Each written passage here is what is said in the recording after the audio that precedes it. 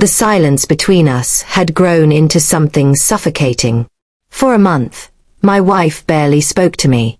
Meals were eaten in silence, nights were spent on opposite sides of the bed, and every attempt I made to start a conversation was met with cold indifference.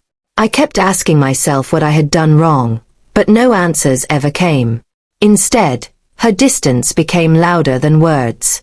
One evening, she finally broke the silence. Her voice was sharp, laced with bitterness. "Being alone is better than being with you." The words should have crushed me, but instead, I smirked.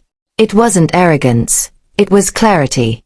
After weeks of icy treatment, I finally had the truth spoken out loud. "Funny," I replied, my voice calm. Because I was starting to think the exact same thing. Her eyes widened, clearly expecting me to beg, to plead, to fight for her attention. But I didn't. I had already spent a month drowning in silence. Her declaration was the final push I needed. "You wanted distance," I continued. "And you've had it. You wanted to treat me like I wasn't here, and you did.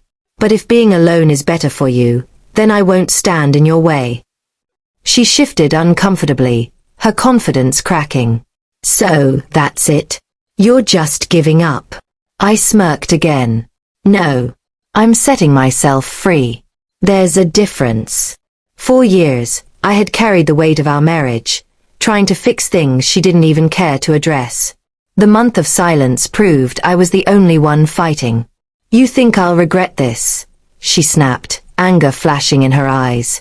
"Not as much as I'd regret wasting another month begging for scraps of affection," I said firmly. Her lips trembled, but she stayed quiet. The truth had pierced through the walls she built. I stood up, calm and resolute. "You say being alone is better than being with me? Fine. Be alone. I'll be moving on with my life." For the first time in weeks, I felt lighter. Her silence had broken me, but her words freed me. I realized I didn't need her validation anymore. The next morning, I started making changes, packing some of my things, reaching out to old friends, and setting plans for a new chapter. She watched me quietly, but didn't stop me.